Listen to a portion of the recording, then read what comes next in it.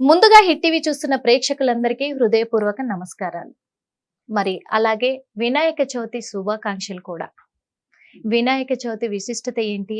పాటించాల్సిన విధి విధానాలు, పూజా విధానాలు ఎలా ఉంటాయి?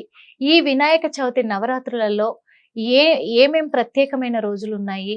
అవి ఏంటి అని తెలుసుకునే ప్రయత్నంలోనే మన హిట్ టీవీ స్టూడియోలో మరి అందరికీ హిట్ టీవీ ప్రేక్షకులందరికీ ఇష్టమైనటువంటి అమ్మగారు ఉన్నారు, నాగమణి గారు.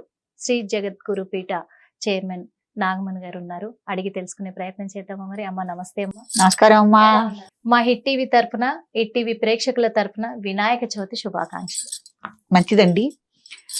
మా త్రిపురపీఠ నుంచి హిట్ టీవీని చూస్తున్న ప్రేక్షకులకి, అలాగే యాజమాన్యం వారికి, ఇక్కడ పనిచేస్తున్న సభ్యులందరికీ కూడా వినాయక చవితి మరియు భాద్రపద మాసంలో ఏవైతే విశేషమైన పుణ్యతిథులు, నక్షత్రాలు ఉన్నాయో వాటన్నిటి గురించి శుభాకాంక్షలు తెలియజేస్తున్నాను. తప్పకుండా తప్పకుండా అమ్మ. ఎందుకంటే మరి 2025 సంవత్సరంలో వినాయక చవితి వచ్చింది. వినాయక చవితి అంటే అందరికీ ఇష్టం. చిన్న పిల్లల దగ్గర నుంచి పెద్దవాళ్ళ వరకు చాలా మంది, అందరికీ కూడా. ఎందుకంటే గల్లీ గల్లీకి గణేశుని పెట్టుకుంటారు. అంగరంగ వైభవంగా 9 రోజులు నవరాత్రులు జరిపించుకుంటారు. మరి ఈ వినాయక చవితి విశిష్టత, పూజా విధి విధానాలు ఎలా పాటించాలంటారు? చాలా మంచి విషయం అండి. భాద్రపద మాసం అంటేనే మనకి ఈ తెలుగు మాసాల్లో 6వ మాసం. తర్వాత ఎక్కడెక్కడ చెట్లు అన్నీ కూడా పుష్పించి, అందులో రైతు పరంగా కూడా చూసుకుంటే పంటలన్నీ, కొద్ది కాపరాలన్నీ చేతికొచ్చే చాలా ముఖ్యమైన మాసం అన్నమాట. పౌర్ణమి తిథి అనేది పూర్వాషాఢ, ఉత్తరాషాఢ నక్షత్రాలు కలయికతో వచ్చే పౌర్ణమి తిథి రావటం వల్ల మనకి భాద్రపద మాసం అనేది ఏర్పడింది. ఈ భాద్రపద మాసం ఏర్పడటం మొదట్లోనే మనకి వర్షాలు ఇవన్నీ కొద్దిగా ప్రకృతి కూడా మార్పులు చెందుంటుందమ్మా. అందుకని కొద్దిగా మనకి ఏదైనా అనారోగ్య సమస్యలు కూడా వచ్చే ఇది ఉంది. కాబట్టి ఈ విఘ్నాలన్నీ తొలగి, అనారోగ్య సమస్యలన్నీ తొలగి, ప్రకృతి వైపరీత్యాలు కూడా కొన్ని వచ్చే అవకాశం ఉంటుంది. కాబట్టి వీటన్నిటిని మనం తట్టుకుని ఉండాలంటే ప్రప్రథమంలోనే మనం గణపతిని ఆరాధనగా చేసుకోవటం, దాన్నే వినాయక చవితి పండగగా చేసుకోవటం, నవరాత్రులుగా మనం దీన్ని 9 రోజులు అతి ఉత్సవంగా చేసుకోవటం అనేది జరుగుతుంది. ఇది మన రాష్ట్రంలోనే కాకుండా ఇతర రాష్ట్రాల్లో కూడా, అసలు ప్రపంచ వ్యాప్తంలో మనకి సకల దేవతలు ఉన్నా కూడా వినాయకుణ్ణి ఆరాధించని రాష్ట్రం అంటూ ఉండదండి. అంత గొప్పదన్నమాట వినాయక చవితి అనేది. ఏ పూజ చేసినా ముందుగా ఆయనకే కదా, ఆయనకి చేసిన తర్వాత ఏ దేవుడికి. అవునండి. ఒక భాష గురించి కానీ, లేకపోతే ఆ కులం ఈ కులం అని కానీ అదన్నీ లేకుండా అన్ని రాష్ట్రాలు ఆచరించే గొప్ప మహత్తరమైన పండగ వినాయక చవితి. ఇంకొకటి, కొన్ని పండగలు ఈ తమిళులు బలాన్ టైంలో చేస్తారు, లేకపోతే కన్నడ వాడు బలాన్ టైంలో చేస్తారని ఒక కొంత మార్పులు చేర్పులు ఉన్నాయి. సంవత్సరాది పండగ కానీ ఏదైనా కానీ, ఒక వినాయక చవితి పండుగలోనే ఎటువంటి మార్పులు చేర్పులు లేకుండా మనం చేసుకోవటం అనేది జరుగుతుంది. చాలా మంచి గొప్ప పండగమ్మ. పిల్లలు, ముఖ్యంగా పిల్లలు, చదువుకునే విద్యార్థులు ఎవరైతే ఉన్నారో వాళ్ళందరూ, పిల్లలకి చాలా ఇష్టం. అవును కదా, గణపతి పప్ప అంటూ వాడు చేసుకోవటం జరుగుతుంది. నిజమేమ్మా. కానీ ఈ పూజ విధి విధానాలు ఎలా పాటించాలంటే? అన్ని పూజా విధానాలకు మళ్ళీనే వినాయక చవితి అనేది కూడా ఒక వ్రతం. వినాయక చవితి పూజ కాదు, ఒక వ్రతం. ఋషి పరంపరగా మనకి ఈ వ్రతం అనేది మనకి వచ్చిందనమాట. సాక్షాత్తు పరమశివుడే చెప్పాడు భక్తులకి. ఎందుకంటే ఆయన కొడుకుని చూసి చంద్రుడు నవ్వటం వల్ల, తద్వారా ఎవరైతే ఈ చవితి నాడు చంద్రుడిని చూస్తే నీలాపలిందలకు గురవుతాడని పార్వతీదేవి శాపం ఇచ్చిందో, తద్వారా శమంతకమణి, కృష్ణ వృత్తాంతం ఇదంతా ఉంది కదమ్మా.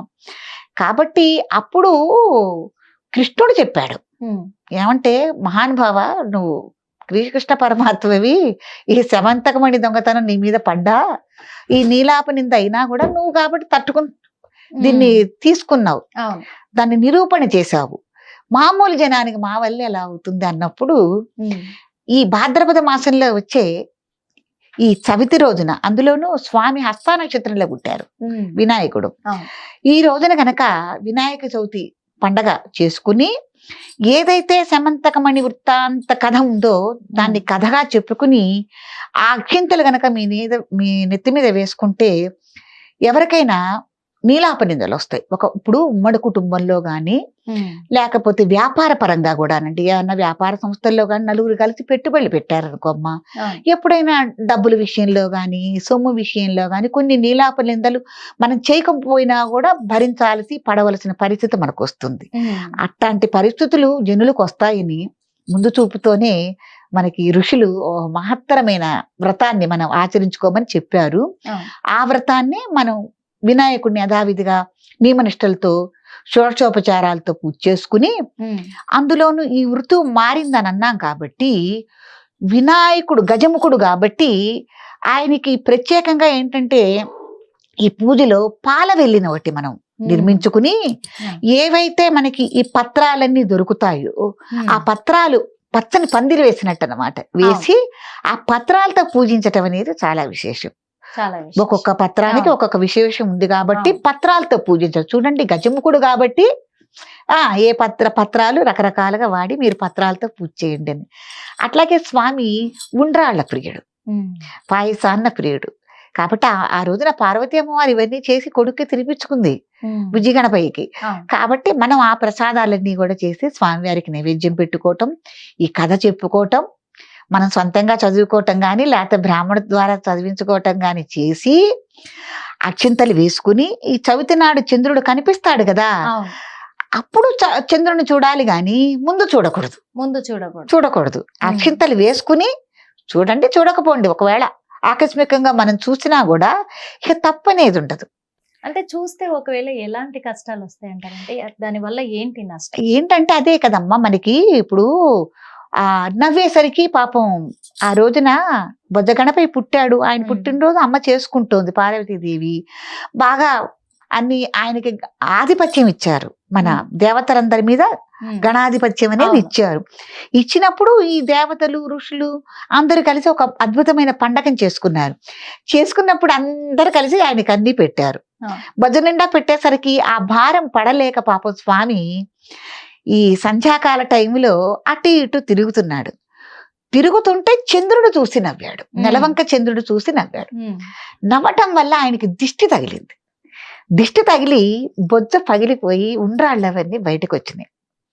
అందుకనే నలుడు కంటికి నల్లరాయి బద్దలవుతుంది, దిష్టి తగులుతుంది అని అంటారు. దిష్టి దెబ్బలు ఉన్నాయి అంటానికి ఇది ఒక నిదర్శనం, ఈ వినాయకుడిది యొక్క నిదర్శనం. అప్పుడు అమ్మకి కోపం వచ్చింది, పార్వతీదేవికి కోపం వచ్చి నా బిడ్డను చూసి నువ్వు నవ్వుతావా, కాబట్టి ఈ చవితి రోజు నిన్నెవరైతే చూసి దర్శనం చేసుకున్నారో చంద్రుడిని చూసి వాళ్ళు నీలాపనిందలకు గురవుతారని శపించేసింది. శపించడం వల్లే మన కృష్ణయ్య కూడా ఆవు పాలు పిండుతుంటే ఆ గోక్షీరంలో ఈ చవితి నాడి చంద్రుడిని చూడటం వల్ల అప్పుడే ఆయన ఉలిక్కిపడ్డాడు.